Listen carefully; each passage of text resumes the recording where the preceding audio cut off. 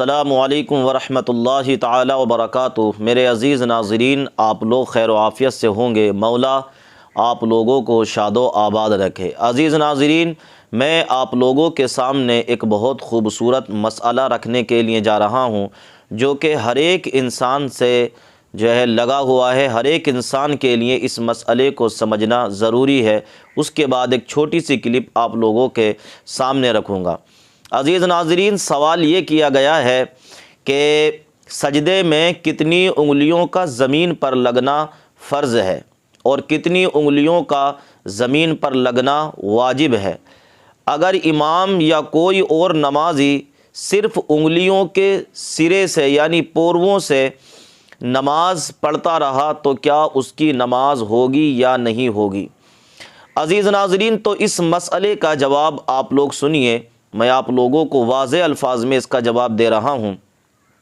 इमाम हो या आम नमाजी हो, सजदे में दोनों पाँव की 10 उंगलियों में से किसी एक उंगली का पेट ज़मीन पर लगना फ़र्ज़ है और हर पाँव की 3-3 उंगलियों का पेट ज़मीन पर लगना वाजिब है और दोनों पाँव की 10 उंगलियों का पेट ज़मीन पर लगना और उनका क़िबला रू होना सुन्नत है। अगर किसी ने इस तरह सजदा किया कि दोनों पाँव ज़मीन से उठे रहे या पाँव का सिर्फ़ ज़ाहिरी हिस्सा ज़मीन पर लगा या सिर्फ़ उंगलियों की नोक ज़मीन पर लगाई, एक भी उंगली का पेट ज़मीन पर न लगा, तो नमाज नहीं होगी। उस नमाज को दोबारा पढ़ना ज़रूरी है।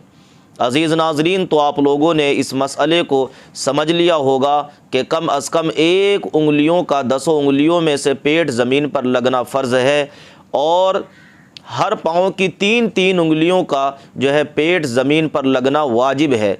यानी अगर किसी की उंगलियां इससे कम ज़मीन पर टिकी तो उसकी नमाज नहीं होगी। सिर्फ़ पोरवों पर या सिर्फ़ पाँवों के सिरे पर अगर किसी ने नमाज़ पढ़ी तो उसकी नमाज नहीं होगी, उसको दोबारा पढ़नी पड़ेगी। अज़ीज़ नाज़रीन, तो ये एक मसला जो मैंने आप लोगों के सामने रखा था, शायद कि ये मसला आप लोगों की जहन में आ गया होगा और आपसे गुजारिश है कि अगर आप किसी को इस तरीक़े से नमाज़ पढ़ते हुए देखें तो उसे समझाएं कि इस तरीक़े से नमाज नहीं होगी। आपके पाँव की उंगलियों का जो पेट है वो ज़मीन पर लगना चाहिए। पेट क्या होता है? जो हमारे हाथों में जो घाइयों से जो ऐसे निशान होते हैं, ये इस तरीक़े से ज़मीन पर इनका लगना जो है इन वाली का ज़रूरी है। आइए, अब आप लोगों ने मसला समझा। एक खूबसूरत सी वीडियो आइए इक़रा हसन की है, उस वीडियो को आप लोग सुनिए कि किस तरीक़े से इक़रा हसन ने इस वीडियो के अंदर अपनी सफाई दी है और किस तरीक़े से लोगों के बीच जाकर इक़रा हसन ने लोगों से बातचीत की है। आइए इस वीडियो को आप लोग सुनिए। देखिए, जाना सभी को है, लेकिन जब देश की व्यवस्था और जिन लोगों पर हमारी सुरक्षा की जिम्मेदारी है, जब उनके हाथों से ऐसी कोई चीज होती है तो दिल बहुत दुखता है। मस्जिद के सामने जो जमीन थी उसके ऊपर पुलिस चौकी बनाई जा रही है। जी बिल्कुल, ASI का जो नियम है, उसकी जो चिन्हित प्रॉपर्टी है, उसके इर्द गिर्द 100 मीटर तक कोई कंस्ट्रक्शन नहीं हो सकता है। उसके बावजूद इस तरीके से वहाँ पर चौकी बनाई जा रही है। इस पर रोक लगनी चाहिए और यहाँ का जो प्रशासन है उसने अपना भरोसा इतना खो दिया है इस घटना को अंजाम देकर, तो इसीलिए लोगों को आपत्ति है। जिस तरह से बंद मंदिर मिले हैं यहाँ पे कई कूप जो हैं और कुएं मिले हैं, लगातार इस तरह का अभियान जो अभी तक चल रहा है, तो इस अभियान को आप कैसे देखती हैं? देखिए, मुझे लगता है बहुत ही इन सब चीज़ों की कोई ज़रूरत नहीं है, क्योंकि हमारे देश का जो कानून है सभी को उसका पालन करना है। प्लेसेस ऑफ वर्शिप एक्ट है, इसीलिए लाया गया था कि जो राजशाही शासन है उस दौरान जो हुआ, व्यवस्थाएं बदल जाती थी, जो भी राजा बनता था वो अपने हिसाब से व्यवस्था बदल देता था। लेकिन अब हम एक रिपब्लिक हैं, अब हम एक लोकतंत्र हैं, अब यहाँ पर किसी का राज नहीं है, किसी की तानाशाही नहीं है। तो अब जो नियम कानून किताब में लिखे गए हैं उसी हिसाब से सबको चलना पड़ेगा, संविधान के हिसाब से। और संविधान में प्लेसेस ऑफ वर्शिप एक्ट है, तो जो चीज जहाँ पर 47 में थी, जो भी गिरजाघर, जो भी मंदिर मस्जिद था, वो उसी हालात में रहना चाहिए। जो यूपी सरकार के एक मंत्री हैं, वो जो मौजूदा सांसद हैं संभल के, उनके लिए कह रहे हैं कि अगर वो नहीं संभले तो आजम खान जैसा हाल होगा। देखिए, लगातार इसी तरीके से थ्रेट देने का काम खासतौर पर राज्य सरकार कर रही है। जो विपक्ष के नेता है उन पर झूठी कार्रवाई की जा रही है, तो ये इनकी नीति रही है हमेशा से। क्या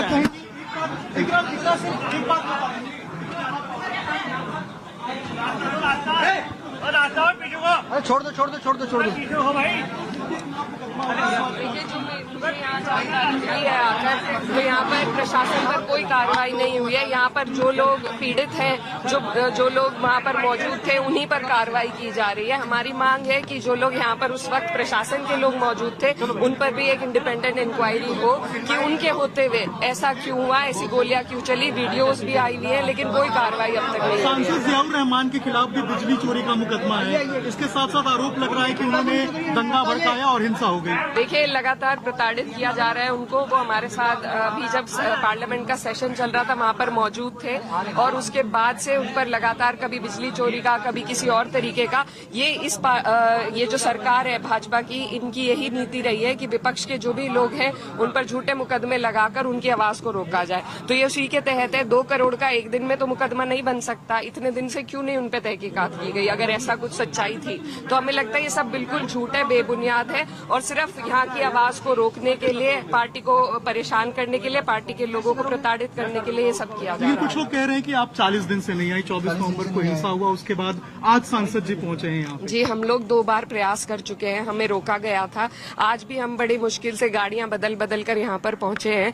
तो लगातार यहाँ पर ऐसा एक वो बनाया जा रहा था कि कोई नहीं जा सकता है, लेकिन उसके बावजूद यह आज हमारी तीसरी कोशिश है और हम लोग यहाँ पर पहुंचे हैं। तो ऐसा नहीं है, लगातार हम संभल के दर्द को, पीड़ा को अपने दिल में लिए हैं। हमने संसद में उठाई है सारी बातें, और जो भी हम कर सकते थे करने का पूरा प्रयास कर रहे हैं, और हम यहाँ के जो पीड़ित हैं उनके साथ हैं और लगातार इंक्वायरी की मांग। आखिरी सवाल है, जो शाही जामा मस्जिद है उसके सामने पुलिस चौकी बन रही है, इसके अलावा कुछ लोग उस जमीन के ऊपर दावा भी कर रहे हैं, क्या कहेंगे आप जो शाही जामा मस्जिद के सामने चौकी बन रही है? देखिए, जहाँ तक मेरे जानकारी में मामला आया है, यहाँ पर एएसआई का भी इन्वॉल्वमेंट है, और जो प्रॉपर्टी एएसआई मार्क कर देता है, चिन्हित कर देता है, उसके इर्द गिर्द 100 मीटर तक कंस्ट्रक्शन अलाउड नहीं है। तो उसके बावजूद यहाँ पर प्रशासन अगर जोर जबरदस्ती से वहाँ चौकी बनाकर एक दबदबा और एक डर का माहौल पैदा करना चाह रहे तो वो गलत है, वो नहीं होना चाहिए। सही कानून के तहत उस प्रॉपर्टी की जांच होकर वहाँ पर रोक रुकाव करनी चाहिए।